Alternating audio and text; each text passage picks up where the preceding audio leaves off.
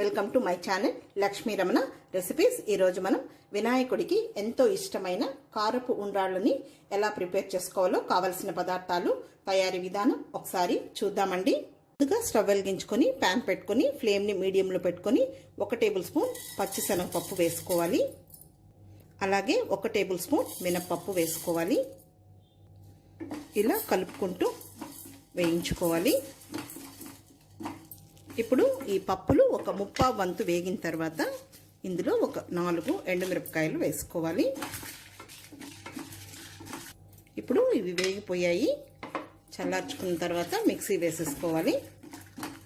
అవి చల్లారే లోపల ఒక గిన్నెలోకి ఒక మీడియం సైజ్ గ్లాస్ నీళ్ళు తీసుకొని కొంచెం గోరువెచ్చగా చేసుకోవాలి. ఈ నీళ్లు కొద్దిగా గోరువెచ్చగా అయ్యాయి, తీసి పక్కన పెట్టేసుకుందాము. ఇప్పుడు ఇలాంటి ఒక వెడల్పుగా ఉన్న గిన్నె తీసుకోవాలి. ఈ సైజు కప్పుతో 1 కప్పు పొడి బియ్యం పిండి తీసుకోవాలి. ఇది ఒక 100 గ్రాముల బియ్యం పిండి ఉంటుంది. ఇప్పుడు ఇందులోకి కొద్దిగా సాల్ట్ వేసుకోవాలి.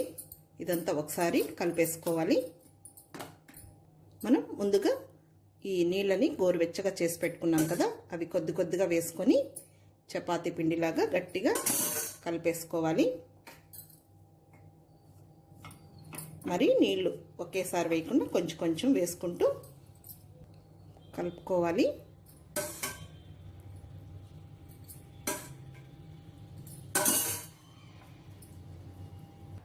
చూడండి, పిండిని ఈ విధంగా కలిపేసేసుకోవాలి. ఇప్పుడు మూత పెట్టేసుకొని పక్కన పెట్టేద్దాము. ముందుగా మనం వేయించి పెట్టుకున్నవి చల్లారిన తర్వాత ఇలా మిక్సీ జార్లోకి తీసేసుకొని ఇంకొద్దిగా సాల్ట్ వేసేసుకొని దీన్ని పౌడర్ లాగా చేసుకోవాలి. చూడండి, ఈ విధంగా పౌడర్ చేసుకోవాలి. తర్వాత మనం ముందుగా ఈ పిండిని కలిపి పెట్టుకున్నాం కదా అండి, కొద్దిగా నూనె తీసుకోవాలి. ఆ నూనెని చేతికి ఇలా రాసుకొని చిన్న ఉండ్రాల్లాగా చేసేసుకోవాలి. రౌండ్గా ఈ సైజులో చేసుకోవాలి.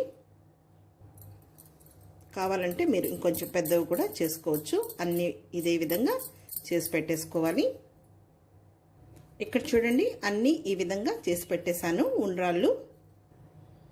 ఇప్పుడు ఒక ప్యాన్ పెట్టేసుకొని ఒక పెద్ద 2 గ్లాసుల నీళ్లు వేసుకోవాలి. ఒక స్టాండ్ ఉంటుంది కదా, ఆ స్టాండ్ని ఇలా పెట్టుకోవాలి. స్టాండ్ లేకపోతే ఒక మీడియం సైజ్ బౌల్లో నీళ్లు వేసుకొని కూడా పెట్టుకోవచ్చు. ఇప్పుడు స్టవ్ వెలిగించుకోవాలి. చూడండి, ఇలాంటి హోల్స్ ఉన్న ఆవిరికి పెట్టుకుంటాం కదా మనం, అది ఇలా పెట్టేసుకోవాలి. బ్రష్ తోటి కొంచెం ఆయిల్ని అప్లై చేసేసుకోవాలి. లేదు మన దగ్గర వెజిటబుల్స్ని స్ట్రెయిన్ చేసుకుంటాం కదా, హోల్స్ ఉండే గిన్నె, అది కూడా యూస్ చేసుకోవచ్చు. లేదు ఇడ్లీ పాత్రలో కూడా మనం ఆవిరికి ఉడికించుకోవచ్చు. ఇప్పుడు ఈ ఉండ్రాలని ఈ గిన్నెలో పెట్టేసుకోవాలి.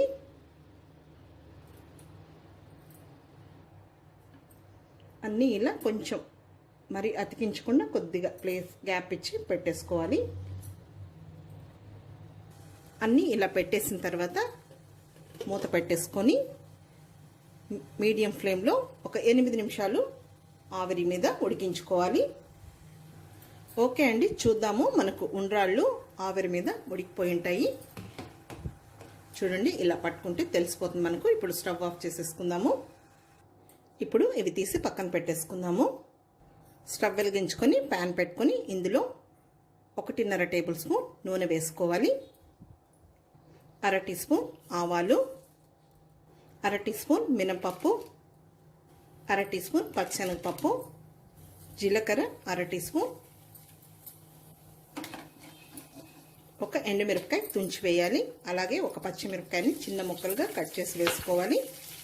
కొద్దిగా కరివేపాకు, ఒక చిటికెడు ఇంగువ. ఇప్పుడు ఈ ఉండ్రాళ్ళు వేసేసుకుందాము. అలాగే మనం ముందుగా పొడి చేసి పెట్టుకున్నాం కదా, అది వేసేసుకోవాలి. తర్వాత 1 టేబుల్ స్పూన్ పచ్చి కొబ్బరి తురుము వేసుకోవాలి. ఇప్పుడు ఇదంతా కలుపుకోవాలి.